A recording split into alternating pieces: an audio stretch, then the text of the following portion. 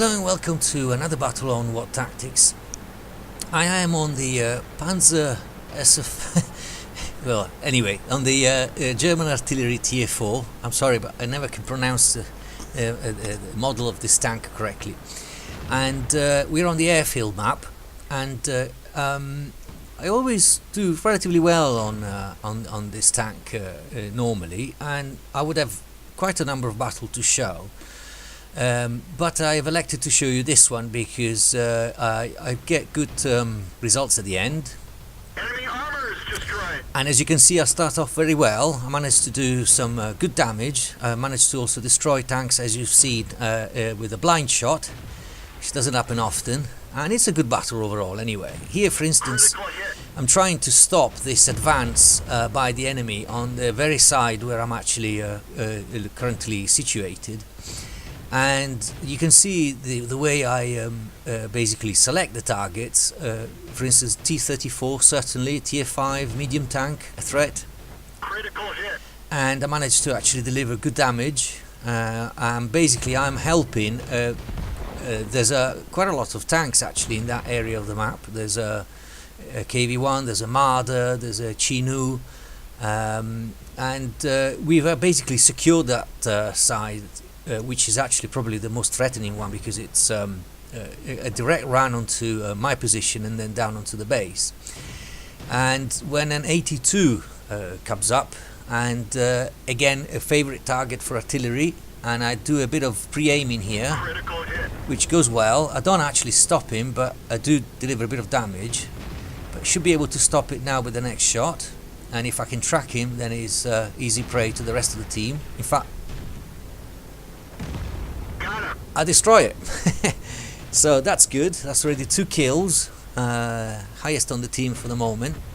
And now is the time to take care of these on the hill. The Valentine, for instance, becomes a target for me, but what a shame he got destroyed just before my shot landed. And I'm also very concerned with this T-67. I actually regard the T-67 as one of the biggest dangers at Tier 5. And unfortunately it disappears just as I'm ready to fire, so I kind of stay there pre-aimed, ready to strike. Should appear any moment now. There he is. And how unlucky, my shot must have landed a fraction of a second after the Su-85I destroyed it. Very unlucky. Okay, whoa, what have we got here? We've got T1 Heavy. This is a little bit more tricky because he's kind of behind the rock, but I still managed to deliver a bit of damage. And unfortunately then he disappears. It's very unfortunate that that rock is exactly in between me and my target. But however, I chose that position where I am now because it's one of the best really on this map, because you have a clear run on the open airfield, on the actual runway, and you also have better opportunities on the middle of the map, which is where all the other tanks are at the moment, as you can see, except for situations like these where you have a single rock that is exactly in between. And I'm kind of, as you can see, I'm just staying there waiting. Oh, a B1 disappears, so that's a much better target. And he moving. Let's see if I can just pre-aim. He stops. He goes back. Oh, it's difficult when they do that. Oh, unlucky. I have to say, my team, they just don't give me a chance. Basically, it's not just a problem with actually pinning down the enemies. It's actually trying to hit them before the rest of my team does it. Oh, we've got T-62 again. As you can see, I barely have the time to aim, and they just get destroyed. Good team, I suppose. Still, let's see if we can deliver damage here. Penetration. Wow, that was good damage. We actually penetrated the T1 Heavy, which is strange, considering that they've got very strong armor. But whatever. Anyway, I'm happy. Okay, well, game over, I would say. It's pretty much done and wrapped up.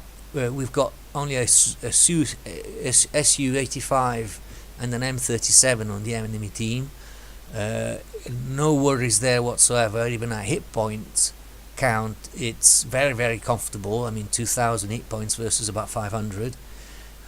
So no problems there, and I don't even need to move forward, because as you can see, I have full range on the enemy base, and that's exactly where I'm expecting the enemies to be, either at the base or sort of near it, or sort of slightly behind. And I'll just fast forward here a little bit, because it's obviously a bit of a kind of weak moment, and I'll decide to move a bit forward, because I realize that they might be actually behind the base, so I need to acquire a bit more range on my gun. And finally the Su-85 appears, and just as I'm aiming, he disappears. So he's moving now, so I try to pre-aim a bit, and I don't pre-aim enough. That was a bit that shot came a little bit too late. I should have either aimed a bit further or fired much earlier. But he's there now, so we'll immediately fire a second shot. He's gone. Stay still, please. Stay still. Oh, right, okay, I know what he's going to do now. He's going to try and destroy that one, and now he has to turn. So that's when I finally deliver my shot. That was close. And unfortunately, I only deliver splash damage, which explains the low roll on this shot. I totally ignore the artillery, because I am convinced that it's going to die, which it does very soon, and whereas the Su-85 is now my priority target, but too slow, and the Allies are much quicker than me. Still, a very good battle, with which not only I got high caliber, but I also managed to achieve one of the missions for SPGs, the personal missions, actually number 13. So I'm quite close to finishing the missions, and hopefully, who knows, by the time you see this, I will have achieved them already anyway. And also did well on the team score, and even on the WN8. So good battle, and always good fun for me to play the artillery. Of course, it's not fun when you're on the receiving end, but then, you know, this is the game. Thank you for watching.